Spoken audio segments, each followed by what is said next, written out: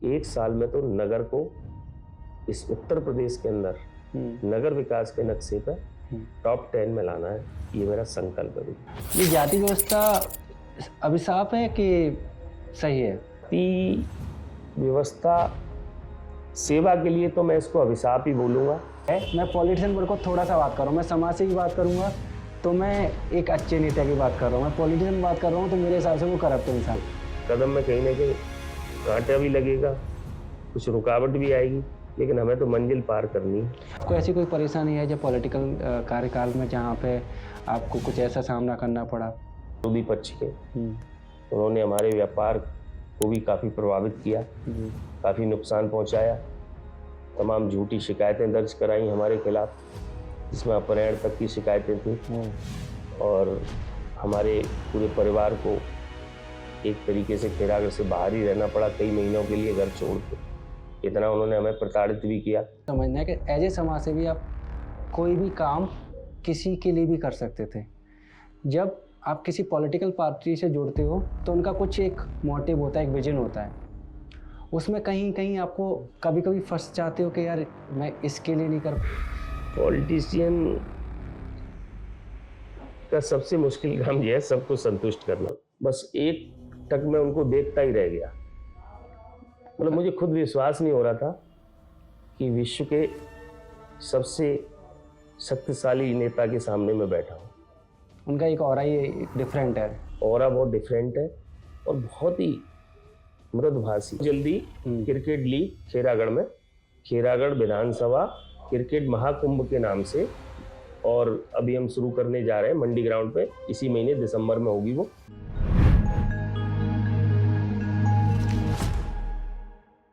Hello everyone, welcome to Chaupal with Rahul. आज जिन शख्स से मिलने वाले हैं उन्होंने खैरागढ़ क्षेत्र में बहुत सारा काम कराया है। वो अपने आप को समाज सेवी बुलाते हैं। रूबरू होंगे आप लोग और जानेंगे उनकी शख्सियत को। मैं ज़्यादा टाइम वेस्ट नहीं करूँगा, मैं डायरेक्ट उनसे मिलूँगा। कैसे हो आप? बहुत अच्छे हैं, आप कैसे हैं? मैं बढ़िया हूँ। मैं आपके बारे में मैं पढ़ता रहता हूँ, देखता रहता हूँ। मैं जिस शख्स से मिल रहा हूँ वो मैंने सोशल मीडिया पर तो बहुत जाना है, ठीक है, और जिस तरीक़े से आप काम करते हो उस तरीके से मुझे समझना है आपको कि आप इस क्षेत्र में कैसे घुसे, कि करंट पोजीशन क्या है, आप कैसा फील कर रहे हो, उस बारे में थोड़ा बात करिए आप। अभी वर्तमान में मैं यहाँ खैरागढ़ नगर पंचायत अध्यक्ष हूँ और उससे पूर्व में मैं जिला पंचायत सदस्य भी रहा हूँ, डिस्ट्रिक्ट बोर्ड का मेंबर भी रहा हूँ। लेकिन मेरा मूल स्वरूप समाज सेवा से है। और जब हम लोग बचपन से निकल के युवा अवस्था की ओर बढ़े तो उस वक्त मैंने इस चीज़ को महसूस किया कि यहाँ खैरागढ़ क्षेत्र सामाजिक सेवा के क्षेत्र में कुछ पिछड़ा हुआ है। तो मैंने एक छोटा सा प्रयास शुरू किया, खेल के माध्यम से किया, क्योंकि समाज का जो विकास है वो शिक्षा के क्षेत्र से आता है, आर्थिक रूप से व्यापारिक क्षेत्र से आता है। यहाँ का नाम कैसे रोशन हो उसके लिए यहाँ की प्रतिभाएं निकल के आए, उस क्षेत्र से भी प्रयास करने का जो कार्य है वो भी सेवा में आता है, समाज सेवा में। कभी प्राकृतिक आपदाएं तो उसके लिए समाज सेवी संगठन तैयार रहें, वो भी सेवा के क्षेत्र में आता है। तो ऐसे विभिन्न जो कार्य समाज सेवा के क्षेत्र में आते हैं, हर क्षेत्र में मैंने जितनी मेरी सामर्थ्य थी। और ये आपका जो समाज सेवा का जो कार्यक्रम था वो कब से स्टार्ट हुआ? आपने कब से लगा कि मुझे समाज को सेवा देनी है अपने हिसाब से? ये कम से कम 25 वर्ष हो गए मेरे को और निरंतर इसी क्षेत्र में मैं। और ये बदलाव आया कैसे आपके जीवन में?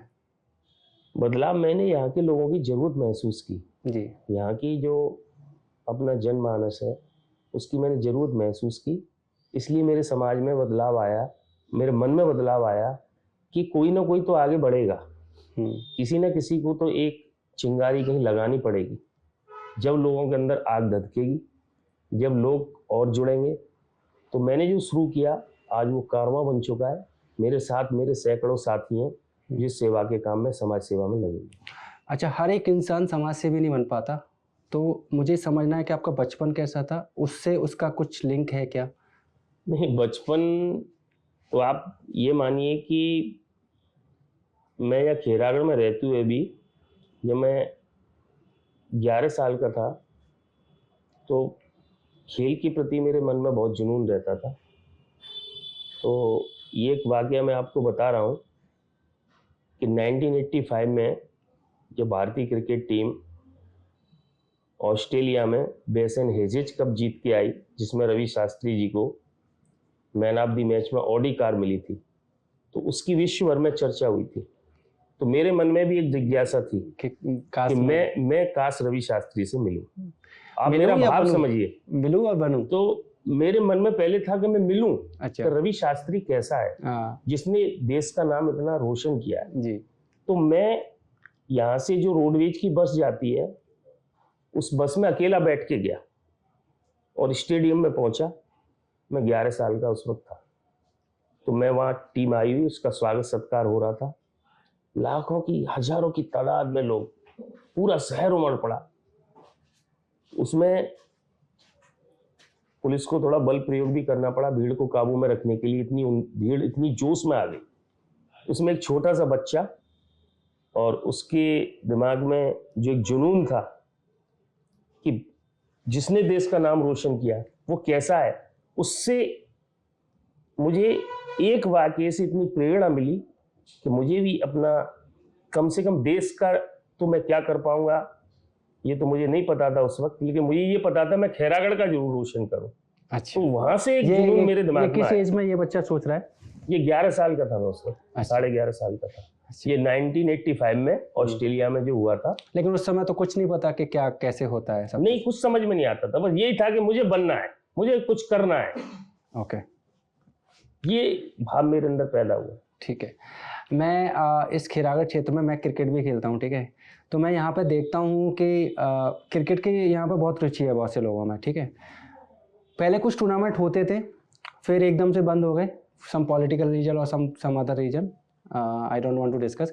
पर उसके बीच में ऐसा हुआ कि कुछ बहुत बड़ा गैप आया जहाँ पे कोई भी खेल कूद, बेसिकली और खेल कूद तो यहाँ पे होते ही नहीं है, लेकिन क्रिकेट एक तरह से होता था, वो भी एक तरह से यहाँ पे बंद सा हो गया। पर मैं कुछ सालों से देख रहा हूँ कि यहाँ पे क्रिकेट थोड़ा सा निकल के आया है। और जहाँ तक मुझे पता चला है कि वो आपने कुछ टूर्नामेंट स्टार्ट कराए हैं, वो कहाँ से है? क्योंकि आपकी तरफ से मैं देखता हूँ कि क्रिकेट की तरफ थोड़ी सी ज़्यादा रुचि, वो कैसे आया? मैं 2021 5 जनवरी को देश के यशस्वी प्रधानमंत्री जी नरेंद्र मोदी जी से मिलने का मुझे बड़ा सौभाग्य मिला। ओके, आप मोदी जी से मिल चुके हो? आप उन्होंने मुझे 5 जनवरी को शाम का समय दिया पीएमओ ऑफिस में 6:40 का। लॉकडाउन लग रहा था, कोरोना काल चल रहा था, तो मौका मिल गया। क्योंकि हम लोग सेवा के क्षेत्र में जो लोग पैदल जो प्रवासी जा रहे थे अपने प्रदेशों को, उनकी सेवा के काम में यहाँ सैया बॉर्डर पे बहुत पार्टी की तरफ से हमारी जिम्मेवारी मिली थी। क्योंकि हम संगठन में भी काम करते हैं, भारतीय जनता पार्टी में, और हमारी पार्टी का भाव रहता है सेवा का, तो उसी में हमें कार्यकर्ता के रूप में वहाँ लगाया गया था। ओके, ये तो, आप तब की बता रहे हो जब आप पॉलिटिकल में नहीं घुसे थे या उस समय? नहीं, पॉलिटिकल में हमारा, देखो पॉलिटिकल में और सोशल में बहुत ज्यादा अंतर नहीं है भारतीय जनता पार्टी के कार्यकर्ता के लिए। भारतीय जनता पार्टी का हर कार्यकर्ता सेवा के भाव से ही संगठन में कार्य करता है। क्योंकि संगठन का मूल मंत्री सेवा ही परमो धर्म है।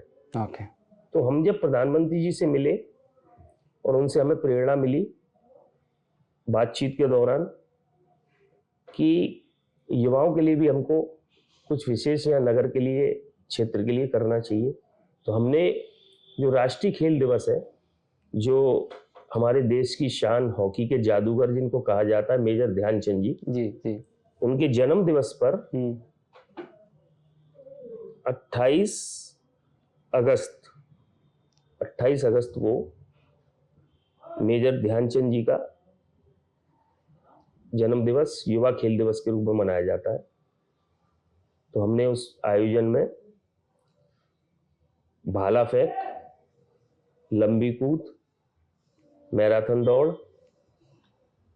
इस तरीके के कई आयोजन हमने वहां कराए।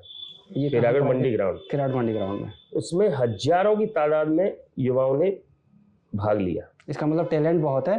टैलेंट बहुत है। और उस कार्यक्रम में हमारे जो चीफ गेस्ट थे वो जिन्होंने देश का बहुत नाम किया हॉकी में, ओलंपियन, भारतीय हॉकी टीम के कप्तान रहे भाई जगवीर सिंह, हमारे परम मित्र हैं। और वो आए और उन्होंने यहाँ के युवाओं में जोश भरने का काम किया। तो ऐसा नहीं है कि अकेला क्रिकेट ही है, बाकी और भी हमारे गांव के ऐसे खेल हैं, कुश्ती है। अभी हमने कुश्ती का दंगल करवाया था जो पिछले 16 साल से बंद था। हमारे यहाँ जो रक्षाबंधन पर फुलरिया दौज मेला लगता है, उसी दिन वो हमारे यहाँ कुश्ती दंगल, बहुत पुरानी परंपरा चली आ रही है 50 साल बुजुर्गों की, तो वो बंद पड़ा था 16 साल से, तो उसको भी हमने शुरू कराया। तो कई खेलों के प्रति बढ़ावा देने के लिए हम लोग उस क्षेत्र में काम कर रहे हैं। ठीक है। और अभी बहुत जल्दी क्रिकेट लीग खैरागढ़ में, खैरागढ़ विधानसभा क्रिकेट महाकुंभ के नाम से, और अभी हम शुरू करने जा रहे हैं मंडी ग्राउंड पे, इसी महीने दिसंबर में होगी वो। और उसमें कई राष्ट्रीय खिलाड़ी भी भाग लेंगे क्रिकेट के। और उसमें हमने इस बार जो क्षेत्र है वो पूरे खैरागढ़ विधानसभा क्षेत्र को लिया है, और हर न्याय पंचायत स्तर से उसमें एक टीम भागीदारी करेगी। हमारे यहाँ 21 न्याय पंचायत है, 5 जगनीर में, 7 खैरागढ़ में, 9 सैया में, ऐसे करके 21 टीमें वो, और बाकी मिला के बहुत अच्छा आयोजन होने जा रहा है। बहुत बढ़िया। ये जो आपका जो कन्वर्सेशन था खेल जगत के बारे में प्रधानमंत्री से, वो उन्होंने आपको एक सजेस्ट किया या आपने उनको प्रस्ताव रखा? प्रधानमंत्री जी, उनका व्यक्तित्व कैसा है? व्यक्तित्व तो मैं तो जब मिला उनसे 7 लोक कल्याण मार्ग जहाँ उनका आवास है, तो थोड़े से इंतजार के बाद ही वो आए, और बस एक टक में उनको देखता ही रह गया। मतलब मुझे खुद विश्वास नहीं हो रहा था कि विश्व के सबसे शक्तिशाली नेता के सामने मैं बैठा हूँ। उनका एक ऑरा ही डिफरेंट है। ऑरा बहुत डिफरेंट है और बहुत ही मृदुभाषी। अच्छा। हाँ, बहुत ही सॉफ्ट, मतलब बिल्कुल आपको लगेगा ही नहीं कि आप प्रधानमंत्री से बात कर रहे हैं। बिल्कुल अपनापन, अपनत्व बिल्कुल, और बहुत ही कोमल हृदय का वो तो अपने आप में जीता जागता उदाहरण है। और ये हमारे देश का सौभाग्य है और हमारा सौभाग्य है कि ये जो उनके प्रधानमंत्रित्व काल का स्वर्णिम दौर है, उसके हम भी एक छोटे से कार्यकर्ता उनके साथ काम कर रहे हैं। मतलब कैसा फील होता है किसी प्राइम मिनिस्टर से मिलने का? वो फीलिंग मुझे तो आपसे जाननी है कि वो इससे पहले मैं किसी प्रधानमंत्री जी से नहीं मिला, और मिला भी तो एक बहुत विकास पुरुष जिसने इस देश के युवाओं को दिशा दी, यहाँ की जो माता बहन है उनको सम्मान दिलाने का काम किया, किसानों के लिए उनके दर्द को समझा, किसान सम्मान निधि के माध्यम से उनको भी आर्थिक रूप से मजबूत करने का काम किया। हमारे देश का गौरव 500 वर्ष पुराना गुलामी का प्रतीक जो बन चुका था ढांचा, उसकी जगह पर भव्य राम मंदिर का निर्माण कराना, ये हम लोगों के लिए, हमारी कई आने वाली पीढ़ियों के लिए एक बहुत बड़ा उदाहरण हुआ। तो आप समझ सकते हो, इतनी सब उपलब्धियों के बाद उनसे अगर मिलने का मुझे अवसर मिला तो मैं अपने आप को बहुत ही रोमांचित महसूस कर रहा था। बहुत खूबसूरत बात। ठीक है, आप उनसे मिले और आपने एक बहुत सारे काम किए, मुझे जिनमें से एक है आपका क्रिकेट जगत में थोड़ा सा काम किया आपने। फिर मैंने एक चीज़ नोटिस की है अपने खैरागढ़ में ही कि यहाँ पर थोड़ा साफ़ सफाई पर थोड़ा फोकस ज़्यादा है इस समय। तो ऐसा पहले भी हो रहा था या पहले के मेथड अलग थे ऐसा क्या चेंज किया आपने? देश में जब प्रधानमंत्री जी पहली बार 2014 में नरेंद्र मोदी जी बने, तो उन्होंने स्वच्छता ही सेवा के नाम से अभियान शुरू किया। और देश का प्रधानमंत्री जब खुद झाड़ू लेके सड़क पे लोगों को संदेश दे रहे हैं, प्रधानमंत्री जी, तो हमारा भी ये कर्तव्य बनता है कि अपने नगर को हम स्वच्छ रखें। तो जब हम अध्यक्ष बने नगर पंचायत के, यहाँ के लोगों ने प्यार दिया, तो हमने एक शपथ जब ली थी अपनी, तो उसमें हमने यहाँ कस्बे के लोगों को भी इस बात की शपथ दिलाई कि आप इसमें हमारा पूरा सहयोग करेंगे, जो कि बहुत मुश्किल है। तो लोगों ने फिर भी नहीं, यहाँ की मात्र शक्तियों ने कमाल कर दिया है और उन्होंने इसमें बहुत बड़ा सहयोग किया है। और मैं आपको बताऊं राहुल जी कि मैं कल्पना नहीं कर सकता कि हमारी माता बहनें सुबह सुबह हमारा जो कूड़े कलेक्शन वाली गाड़ी जाती है उसका इंतज़ार करती हैं, उनका जो नेस समय समय पर पहुंचती हैं गाड़ियां, लेकिन अब गली में कोई माता बहन कूड़ा नहीं डालती। ये परिवर्तन जो दिख रहा है कस्बे में, उसमें उनका बहुत ही अहम योगदान है, बहुत बड़ा रोल है। और हमारा जो जितना भी स्टाफ है नगर पंचायत का, वो बहुत ही मन से और ये मानते हुए कि ये नगर हमारा है, हमको स्वच्छ रखना है, वो भी दोनों टाइम सुबह शाम, और सारे बाजार हैं, गली मोहल्ले सब में सफाई का काम कर रहे हैं, नालियों का काम कर रहे हैं। आपको आश्चर्य होगा कि इस बार बरसात के दिनों में पूरे उत्तर प्रदेश के विभिन्न जनपदों से, विभिन्न नगरों से सूचनाएं प्राप्त हुई कि वहाँ जल भराव हुआ, वहाँ जल भराव हुआ, लेकिन खैरागढ़ अपवाद रहा कि खैरागढ़ में कहीं भी जल भराव नहीं हुआ। और ये सब हमारे कस्बा वासियों का सहयोग ही है। इसकी वजह से आपको ये परिवर्तन देखने को मिल रहा है स्वच्छता के बारे में। और भी निरंतर इसमें जितना हम सुधार कर सकते हैं, सूखा कूड़ा अलग, गीला कूड़ा अलग, इसके लिए भी हमने व्यवस्था की है, जगह जगह डस्टबिन रखवाए हैं। मैं देख पा रहा हूँ ये बहुत और सारे। अभी तो एक उसमें बहुत बड़ा परिवर्तन ये होने जा रहा है कि हम एक सॉफ्टवेयर तैयार करा रहे हैं और वो सॉफ्टवेयर के माध्यम से हमारे पास पूरी जानकारी रहेगी कि किस घर पे हमारी गाड़ी कूड़ा लेने आज नहीं गई है। ओके। तो उसको भी हम लोग ट्रेस करेंगे और इसलिए आप कोई भी घर वंचित नहीं रहेगा जहाँ पे हमारी गाड़ी नहीं पहुँचे। ओके ओके, ये सब आप कर पा रहे हो क्योंकि अब इस समय पॉलिटिक्स में हो, आपके पास एक पद है। कितना जरूरी है एज ए समाज सेवी काम करना और एज ए पॉलिटिक्स में होके काम करना? तो पॉलिटिक्स क्यों जरूरी है? पहले भी मैं आपको बता चुका कि हम समाज सेवा के क्षेत्र से राजनीतिक क्षेत्र में सक्रिय हुए हैं। तो जब हम किसी क्षेत्र में काम करने जाते हैं तो देश का जो कानून है, देश का संविधान है, उसके अनुपालन में ही हमें सारा कार्य करना होता है। तो अब उसमें हमें बिना सरकार के सहयोग के कर पाना इतने बड़े स्तर पर संभव नहीं हो पाता। जन सहयोग मिलता है, पूरा मिलता है।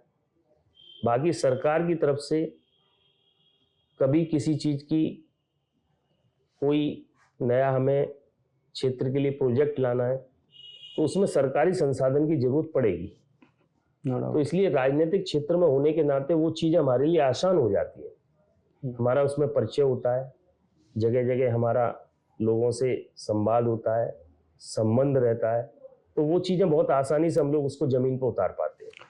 देखो, एक आपका फ़ायदा है, आपने मुझे बताया कि ये चीज़ें होती हैं, इसके साथ कुछ अपवाद भी जुड़ते हैं। जैसे फॉर एग्जांपल मेरे को ये बात समझना है कि एज ए समाज सेवी आप कोई भी काम किसी के लिए भी कर सकते थे। जब आप किसी पॉलिटिकल पार्टी से जुड़ते हो तो उनका कुछ एक मोटिव होता है, एक विजन होता है। उसमें कहीं कहीं आपको कभी कभी फंस जाते हो कि यार मैं इसके लिए नहीं कर पा रहा है, उसके लिए नहीं कर पा रहा है। ये थोड़ा सा एक कॉम्प्लेक्सिटी मैं अंडरस्टैंड करना चाहता हूँ कि वो कॉम्प्लेक्सिटी के कभी कभी सुदीर्घ करना चाह रहा है, पर due to some political party, क्योंकि आपके पास बहुत सारे लेयर्स हैं, वो कैसे आप उसको कैसे हैंडल करते हो, या फिर आपकी पार्टी उस टीम में सपोर्ट करती है, आपको उसको सुना जाता है, वो मुझे समझना है आपसे।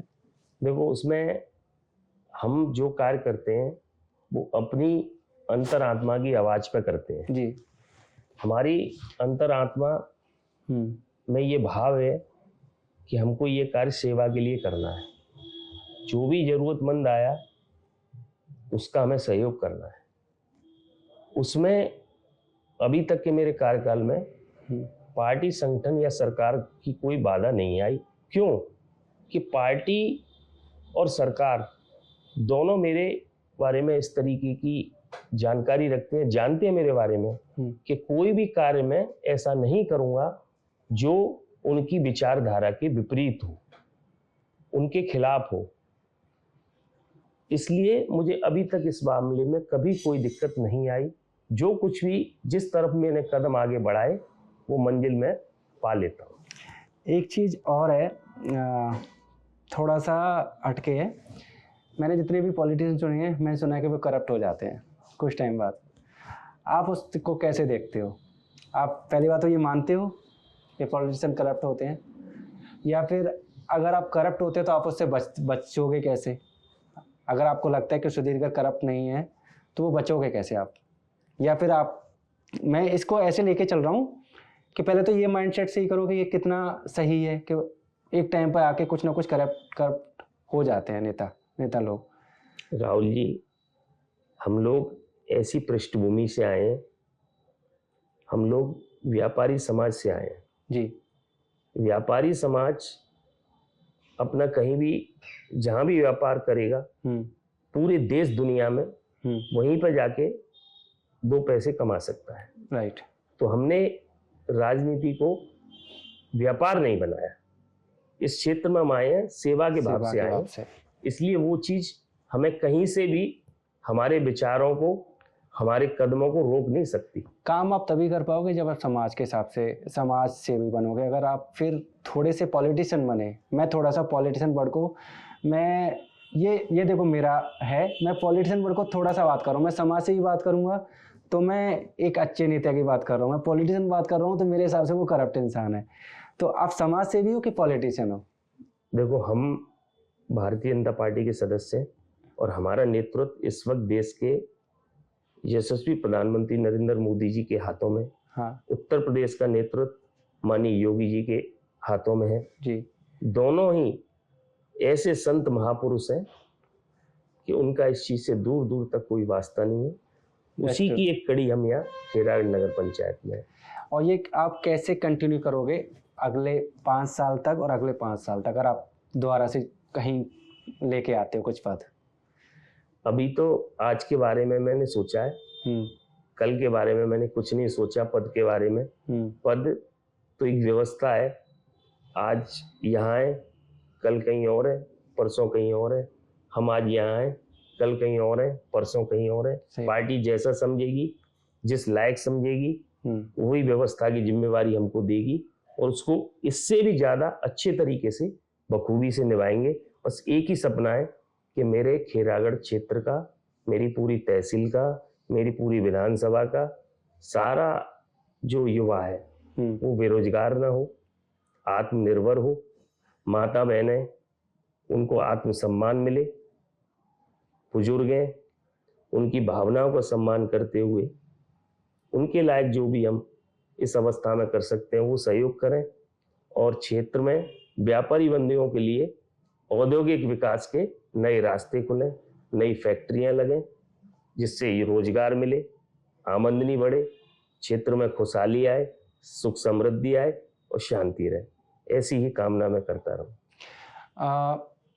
जो लास्ट टाइम के जो रिजल्ट थे वो काफ़ी अच्छे रिजल्ट थे आपके हिसाब से, तो आपको जनता तो प्यार करती है, और प्यार बरकरार रखने के लिए आपके क्या फ्यूचर पर्सपेक्टिव है? क्या आप सोच रखा है कि मुझे और कुछ करना है? बहुत कुछ करने को है देखा जाए तो, और नहीं देखा जाए तो कुछ करने को नहीं है। 2 तरीके से देखता है ना नेता, एक तरह से देखना है कि इसमें भी मैं कुछ कर दूं, और एक होता है कि हो तो रहा है, सब चल तो रहा है। तो आपका क्या पर्सपेक्टिव है फ्यूचर को लेके? आपको क्या क्या सोच रखा है कि ये मुझे करना है और ये कर सकता हूँ मैं, आपके कैपेबिलिटी के हिसाब से? देखो, हमारे क्षेत्र में एक तो बहुत बड़ी जो समस्या चल रही है वो पानी की चल रही है जी। उसके लिए हमारे जो सांसद हैं लोकसभा क्षेत्र फतेहपुर सीकरी के माननीय राजकुमार चार जी। छोटा सा पॉज लूंगा, मुझे व्यूअर्स को मुझे समझाना है कि चेयरमैन के पास क्या क्या मतलब रूल्स होते हैं और कहाँ कहाँ तक वो फैला होता है? वो एक्सपेंडेबल गाँव में भी होता है या फिर कस्बे का ही है? तो चेयरमैन क्या करता है, मतलब नगर अध्यक्ष क्या करते हैं? नगर पंचायत खेरागढ़ हम्म लगभग 18,500 मतदाता हैं यहाँ। हम्म क्षेत्र के हिसाब से खेरागढ़ नगर और बराबर से लगा हुआ नगला उदैया, अच्छा, ये दो इसके अंदर आते हैं जी। इन्हीं दोनों क्षेत्रों में हम कोई भी निर्माण संबंधी कार्य कर सकते हैं। लेकिन अगर कस्बे में कुछ भी एक्टिविटीज हमारी अगर हो रही है, सोशल एक्टिविटीज हो रही हैं, वो नगर पंचायत के ही द्वारा हो रही हो भले ही, लेकिन उसमें पार्टिसिपेट बाहर के लोग भी कर सकते हैं। जैसे हमने सपोज करिए एक पेंशन समस्या समाधान शिविर लगाया, तो उसमें पेंशन संबंधी जो समस्याएं हैं, अगर कोई नगर पंचायत क्षेत्र से बाहर का व्यक्ति भी आ गया तो उसको हम कर सकते हैं, मदद उसकी सहयोग कर सकते हैं। जैसे अगर ये पास के जितने भी गांव हैं, उनका अगर कोई फरियादी आपके पास आता है तो आपके अंडर में आता है? हम उस फरियादी की जो भी समस्याएं सुनते हैं। अभी आपने बोला आप भटक रहे हैं, हाँ। मैं समाज सेवी हूँ। हाँ। समाज सेवी का काम जी किसी बंधन में बंध के काम करने का नहीं होता। बहुत बढ़िया। समाज सेवी का काम बंधन में बंधने का नहीं होता। तो इसलिए कहीं का भी, हाँ, ये क्षेत्र ही नहीं। मैं इसलिए इस क्वेश्चन का मेरा पूछने का रीजन ये था कि मान के चलो आप एक फॉर एग्जांपल एक छोटा सा गांव लेके चलते हैं पास का, उस गांव का कुछ काम कराना चाहते हो, क्या आप निर्माण नहीं करा सकते? निर्माण नहीं करा सकते, निर्माण नहीं करा सकते। जो हमारी निधि है, नगर हाँ। पंचायत की जो निधि है, हाँ। उस निधि का जो उपयोग है वो जो सरकार द्वारा नगर पंचायत का जो सीमा है उसके अंदर ही हम करा सकते हैं। यानी कि आप पर्सनल लेवल पे आप उसकी हेल्प कर सकते हो, अगर वो ऐसे हो कुछ या ग्रुप हो उसका हेल्प कर सकते हो। पर जैसे सड़क बनाना है या पानी की कोई समस्या हो तो आप खुद फिजिकली जाके आप फाइनेंशियली जाके नहीं कर सकते। नहीं, वो नहीं कर सकते हम। तो उसके लिए अब देखो ऐसे तो होता होगा कभी कभी कि आप सिर्फ यहाँ के लोग ना आके और बाहर के लोग भी फरियादी आते होंगे, फिर आपको लगता होगा हाँ थोड़ी सी पावर और आनी चाहिए कि थोड़ा सा और मैं आगे जाके सकूं। तो हाँ, अब आप बताओ, अब उस सवाल पे आता हूँ कि जो आप बता रहे थे कि क्या क्या है फ्यूचर पर्सपेक्टिव आपका? नहीं, आपने तो बिल्कुल गाड़ी की स्टीयरिंग ही मोड़ दी आपने, है ना? तो दोबारा से लेके आते हैं बस। नहीं, देखो ऐसा है उसमें भी कि लोग आते हैं, और चूंकि मैं जिला पंचायत सदस्य भी रहा हूँ तो देहात क्षेत्र में भी मेरा संपर्क है। पार्टी संगठन में भी काम करता हूँ, तो यहाँ से लेके और जो तांतपुर क्षेत्र है वहां तक काम करता हूँ। इधर इरादत नगर तक काम करता हूँ। जी। पूरी खेरागढ़ तहसील में ही काम करता हूँ मैं। तो लोग संपर्क है, सब जुड़े हुए अपने लोग हैं। अब चूंकि यहीं मेरा जन्म हुआ है और तहसील हेडक्वार्टर है खेरागढ़, तो यहाँ लोगों की आना जाना भी रहता है जी। तो संपर्क और संवाद मेरा सबके साथ है। तो मन तो मेरा करता है कि मैं सबकी सेवा कर पाऊं। लेकिन चूंकि अभी जिस पद पे हूँ तो निर्माण संबंधी कोई भी चीज है वो मैं नगर में ही कर पाता हूँ, लेकिन मन में जिज्ञासा जरूर होती है कि मैं कुछ कर पाऊँ पूरी विधानसभा के लिए, कुछ ऐसा व्यवस्था कुछ कर पाऊँ। तो उसके लिए मैं अपने निजी प्रयासों से बाकी जो भी संबंधित हमारे जनप्रतिनिधिगण हैं उनसे निवेदन कर लेता हूँ। तो उनके माध्यम से कराने का प्रयास करता हूँ। सरकार है उत्तर प्रदेश सरकार, उनके माध्यम से कराने का प्रयास करता हूँ। जो भी हमारे मंत्रीगण हैं, जो भी ब्यूरोक्रेट्स हैं, अधिकारीगण, वो लोग डायरेक्ट नहीं मिल सकते ना, वो तो आपके थ्रू ही मिलेंगे। वो माध्यम हम बने हुए हैं। और कहीं का कोई भी व्यक्ति अगर आता है, कागरोल के इरादत नगर है, सैया है, लादू खेड़ा है, तेरा है, आपका जगनेर है, तांतपुर है, सरेंदी है, सोन, चीत, बिलावली, भाकर, भुरेरा, अयला, दनकसा, बसई, सब गांव के लोग हमारे संपर्क में रहते हैं। तो हम सबके लिए प्रयास तो करते ही हैं कि समस्या हल। अब देखो वैसे एक कुछ काम भी हुआ है यहाँ पे जो मैं देख पाता हूँ, और अभी थोड़ा खेरागढ़ थोड़ा सा हाईलाइट हुआ है कुछ 2-3 साल से, मैं ज़्यादा देख रहा हूँ 3-4 साल मान के चलो। उससे पहले खेरागढ़ को इतना लोग नहीं जानते थे। इसमें मैं थोड़ा सा थैंक बोलूँगा आप जैसे नेताओं को, और कुछ थैंक बोलूँगा सोशल मीडिया का भी, जो यहाँ के कुछ क्रिएटर्स हैं उन्होंने भी थोड़ा सा खेरागढ़ को हाईलाइट किया है। तो यहाँ के काम, यहाँ के लोग दिख रहे हैं, आप समझ में आता है कि कुछ खेरागढ़ क्षेत्र है वहाँ पे कुछ हो रहा है। और यहाँ पे बहुत काम होते थे पहले। मैं जब अपना बचपन बिता रहा था तो बहुत सारी चीज़ें होती थी यहाँ पे। कबड्डी हुआ करता था, दंगल हुआ करता था, ठीक है, फिर ये दौज भी निकलता था, फिर एकदम से जब हम थोड़ा बाहर निकले सब कुछ बंद हो गया था। तो खिराड़ में कुछ ऐसा कोई एक्टिविटी नहीं हो रही थी जो बिल्कुल भी सुचारू रूप से चालू हो। 3-4 साल से मैं ये चीज़ देख रहा हूँ कि बहुत ज़्यादा मेजर चेंज हुआ है, बहुत सारी चीज़ें एक्टिविटी हो रही है। अब तो ऐसा लगता है हर दिन कुछ ना कुछ हो रहा है।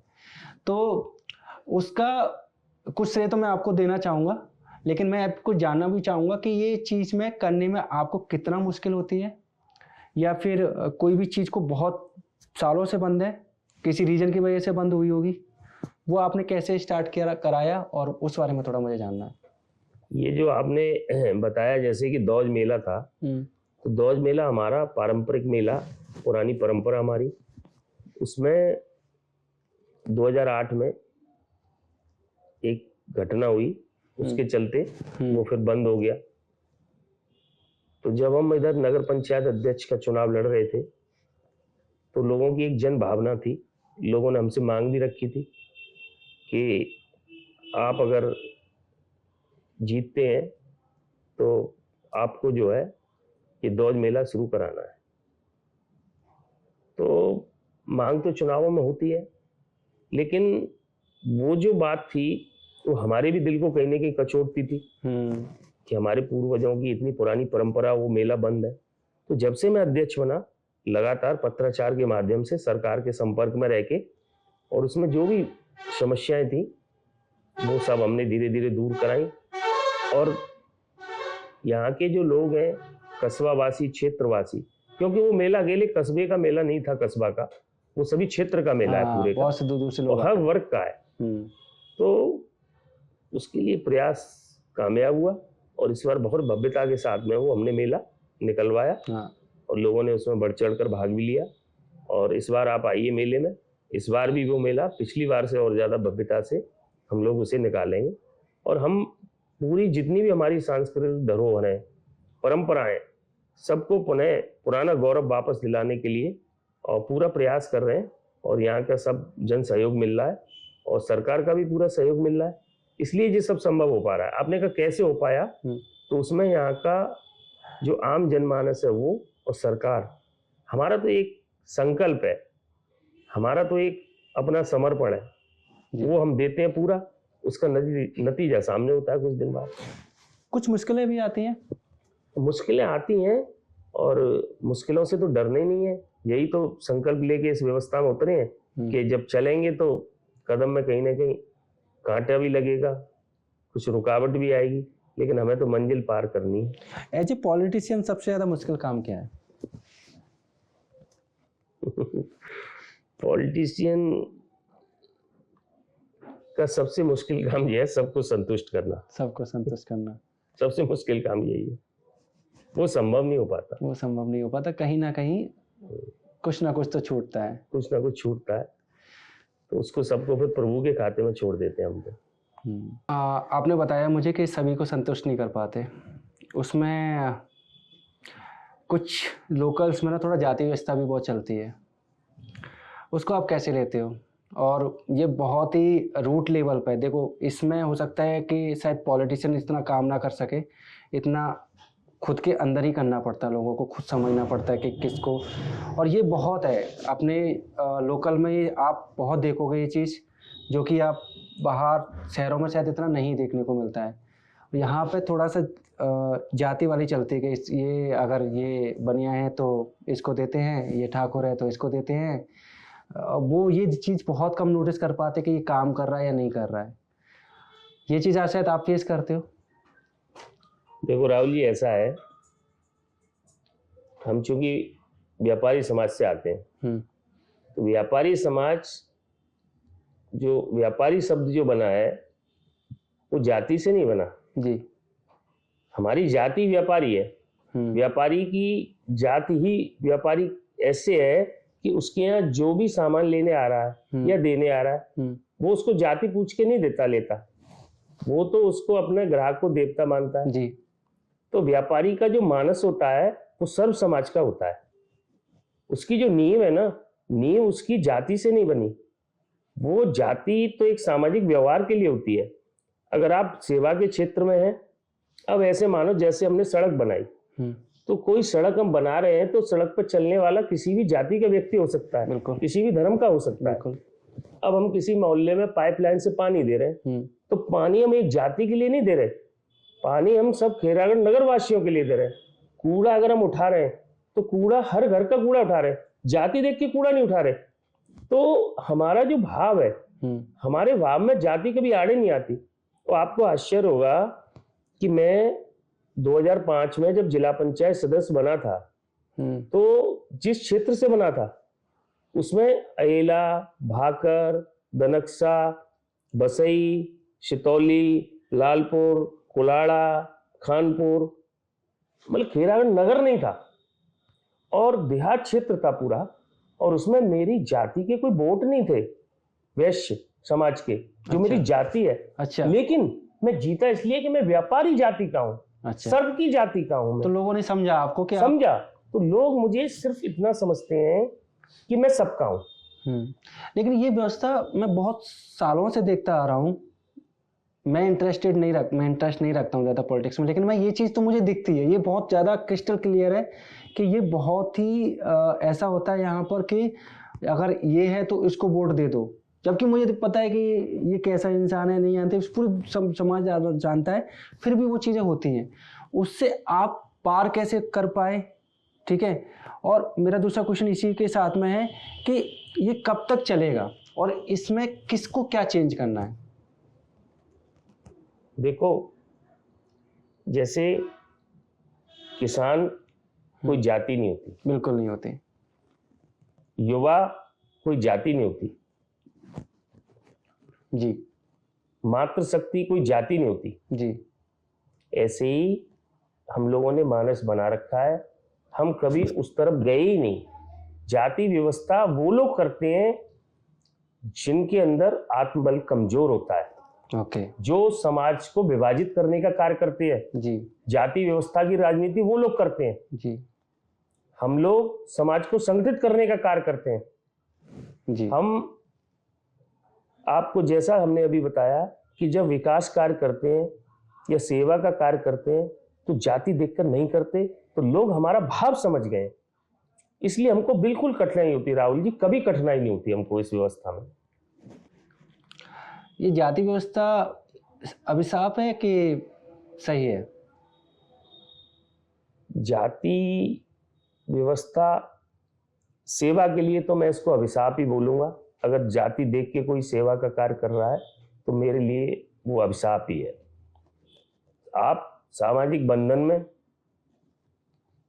जो कार्य होते हैं उनमें आप जाति व्यवस्था चला सकते हैं, लेकिन सेवा के कार्य में, जी, सामाजिक क्षेत्र में आप कार्य में किसी में भी जाति व्यवस्था नहीं चला सकते। बहुत अच्छे विचार। ओके,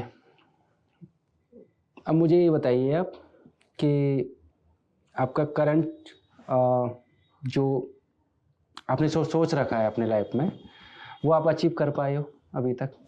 यानी कि जो आपने सोचा था कि मुझे एक जो बच्चा जो ये सोच रहा था उस समय कि मुझे इन जैसा बनना है या ये काम करना है, वो अभी तक अचीव कर लिया या बहुत कुछ करना बाकी है? जीवन एक अनंत यात्रा है। अच्छा। ये जब तक जीवन रहेगा तब तक ये भाव रहेगा, तब तक आशा और उम्मीद रहेंगी, और तब तक अपना उद्देश्य पूरा नहीं होगा जब तक इस खैरागढ़ पूरे क्षेत्र का सर्वांगीण विकास, मातृशक्तियों का सम्मान, युवाओं को रोजगार, व्यापारियों को व्यापार, और जो गौरव है खैरागढ़ का वो पूरे प्रदेश और देश में नाम हो दे हमारे इसका, खैरागढ़ का, जब तक ये यात्रा रुकेगी नहीं।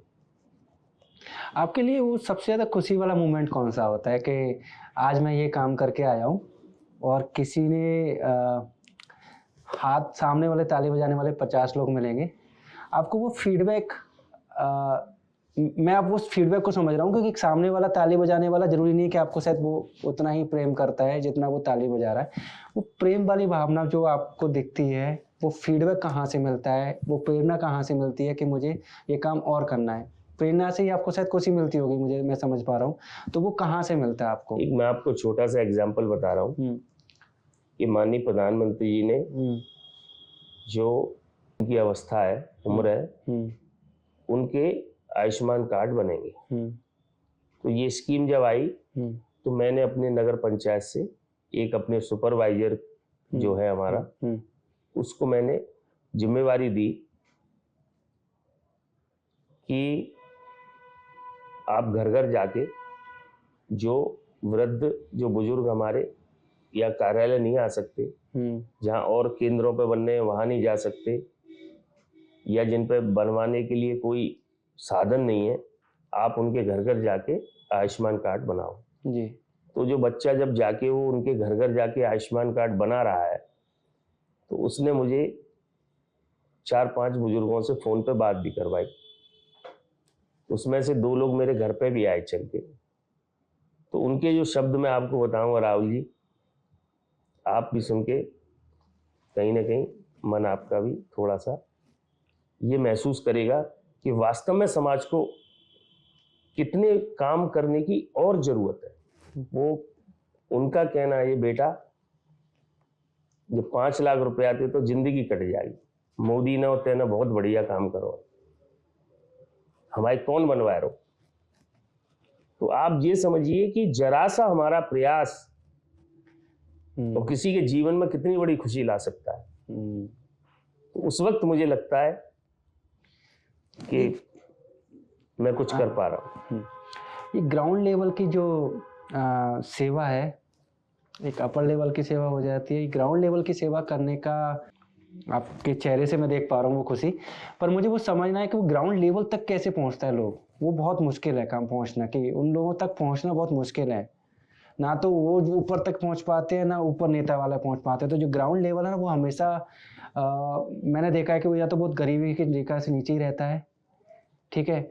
वो पहुँचना कैसे, एक पॉलिटिशियन कैसे पहुँच सकता है? नहीं, धीरे धीरे राहुल जी उसमें परिवर्तन आ रहा है, और प्रधानमंत्री जी और अपने जो मुख्यमंत्री जी हैं उनका इस तरफ बहुत ध्यान है, और हम जैसे पूरे देश में कई हजार कार्यकर्ता जो विभिन्न पदों पर बैठे हुए हैं वो इसी सेवा के काम में लगे हुए हैं, और काफ़ी परिवर्तन है, आगे और परिवर्तन आएगा।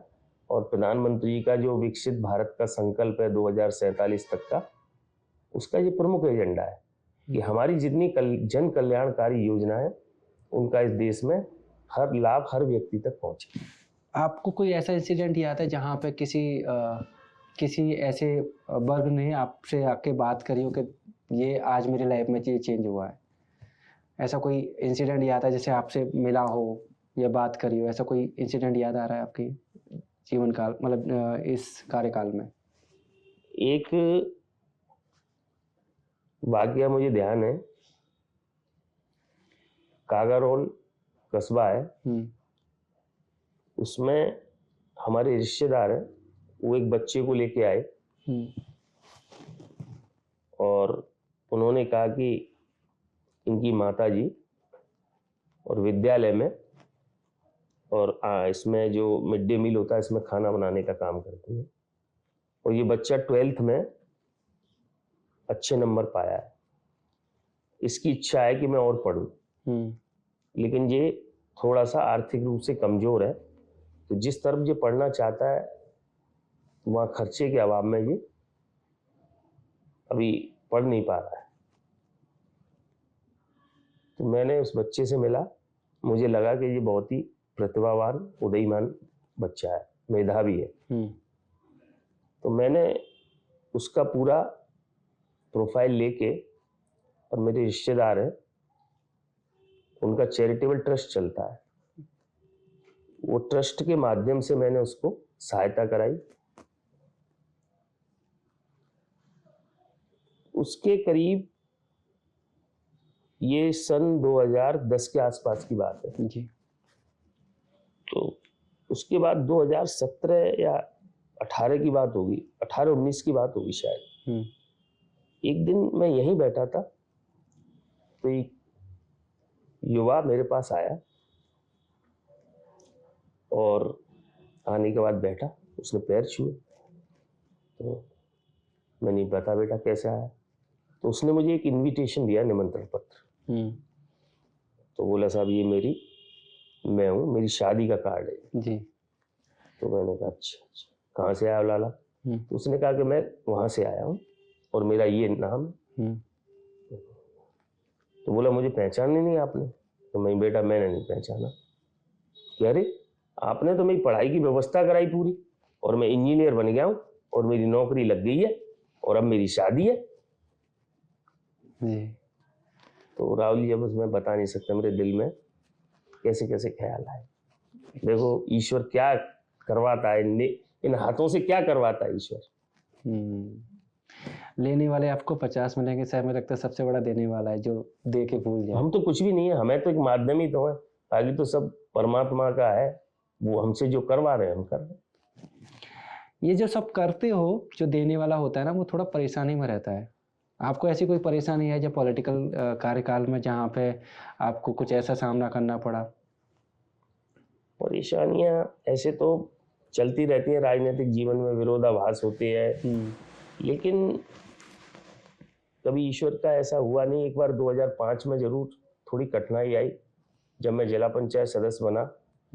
तो उस वक्त जो लोग थे हमारे विरोधी पक्ष के, उन्होंने हमारे व्यापार को भी काफ़ी प्रभावित किया, काफ़ी नुकसान पहुंचाया, तमाम झूठी शिकायतें दर्ज कराई हमारे खिलाफ, जिसमें अपहरण तक की शिकायतें थीं और हमारे पूरे परिवार को एक तरीके से खैरागढ़ से बाहर ही रहना पड़ा कई महीनों के लिए घर छोड़ के। इतना उन्होंने हमें प्रताड़ित भी किया, लेकिन यहाँ का जो जन सहयोग हमारे साथ रहा, उसने हमें इतना शक्ति प्रदान की, ईश्वर ने इतनी शक्ति प्रदान की कि वो सब चीज़ें हम लोग उससे पार निकल के और आज यहाँ इस व्यवस्था में। इंसिडेंट ने आपने कुछ क्या अफेक्ट किया, उसमें ऐसे क्या इंस्पिरेशन मिली आपको कि ये चीज़ और मजबूती से करना चाहिए? उससे अंदर और ऊर्जा, हमारे अंदर इस बात की प्रेरणा आई, ऊर्जा आई कि कोई भी किसी भी तरीके का अगर आपके ऊपर जुल्म होता है तो आपको उसको सहने की अपनी क्षमता बढ़ानी पड़ेगी। क्यों कि लोग अच्छे कार्य में बाधा डालते हैं, अच्छे कार्य में बाधा डालते हैं, कुछ ऐसे लोग होते हैं, तो वो सब अब एक अभ्यास में आ गया है राहुल जी। तो अब इन सब चीज़ों का बहुत ज़्यादा फर्क नहीं पड़ता, तो वो सब दौर निकल गया। अब तो ये सुनहरे भविष्य के साथ में, और इस वक्त जो दौर चल रहा है इसमें अच्छा खैरागढ़ कैसे हो, सुंदर कैसे हो, स्वच्छ कैसे हो, पूरा समय उसी में निकल जाता है। आप जब कभी ऐसे कुछ कार्य कर रहे होते हैं तो आपको वो फुसफुसाहट वाली आवाज़ भी कुछ आती होंगी, जहाँ पे लगता होगा कि ये नहीं, मेरे बारे में ये कुछ गलत ही बात कर रहा है मेरे बारे में, वो आपको अफेक्ट करती हैं? राहुल जी, ये अस्थाई होता है, ये विचार है, ये स्थायी नहीं होता। कोई भी व्यक्ति है अगर किसी भी बात को लेके हमसे असंतुष्ट है तो उसको संतुष्ट होने में भी ज्यादा समय नहीं लगता। हाँ। जो हमारे बारे में आज कोई बुराई कर भी रहा है ना, तो पता लगेगा एक पल में ही आपके बारे में भलाई भी वही करेगा। वो कोई और नहीं होता भलाई करने वाला। जो बुराई कर रहा है वो भलाई भी करेगा। इसलिए कोई ऐसा स्थायी वो नहीं है, ये तो विचार है, कभी कुछ आ गया तो हो जाता है, कोई ऐसी बात नहीं। आगे का मुझे आपका एजेंडा समझना है कि आप क्या सोच के चल रहे हो, आगे फ्यूचर में क्या सोच के चल रहे हो, इस समाज जो सेवा जो आपने स्टार्ट किया है उसका क्या फ्यूचर स्कोप है? ये तो रुकने वाली नहीं है, ये तो सेवा चलती रहेगी और समय समय पर जो जिम्मेवारी मिलेगी वो हम लोग निर्वहन करेंगे और जो विकास की गाथा है खैरागढ़ विधानसभा क्षेत्र में एक नया इतिहास लिखेगी। आप राहुल जी विश्वास करना, 1 साल में तो नगर को इस उत्तर प्रदेश के अंदर नगर विकास के नक्शे पर टॉप 10 में लाना है, ये मेरा संकल्प है। बहुत खूबसूरत। हम भी प्राउडली बोल सकेंगे हम खैरागढ़ से हैं। नहीं नहीं, बिल्कुल आप बोल सकते हो, और आप देखना कभी ईश्वर की बस कृपा बनी रहे तो इस पूरे क्षेत्र को, पूरी विधानसभा को, पूरी तहसील को एकदम से इतना सुंदर, इतना भव्य, इतना विकसित बनाना है, ये मेरा सपना है। इसके लिए मुझे दिन रात कितनी भी मेहनत करनी पड़े वो मैं मेहनत करूँगा, सबका सहयोग लेके और सबका साथ, सबका विकास, सबका विश्वास। बहुत बढ़िया। ये आपका सपना साकार हो, ये हर खैरागढ़ वासी और आई थिंक पूरा जो भी समाज आपको देखेगा वो शायद ये चाहता है कि समाज में विकसित रहे। आपसे बात करके सच में मुझे बहुत पसंद आया। आप मुझे बताइए आपका एक्सपीरियंस कैसा रहा? नहीं राहुल जी, आप ही बहुत एनर्जेटिक हो और बहुत अच्छा लगा आपसे बात करके। और मैं आपके माध्यम से बस यही कहूँगा कि इस खेरागढ़ की जो विधानसभा क्षेत्र के युवाओं की आशा और उम्मीद है वो जरूर पूरी हो, इसमें आपका पूरा सहयोग हमें मिलेगा, ऐसी आशा उम्मीद करता हूँ। जी बिल्कुल बिल्कुल। ठीक है sir, thank you. Thank you.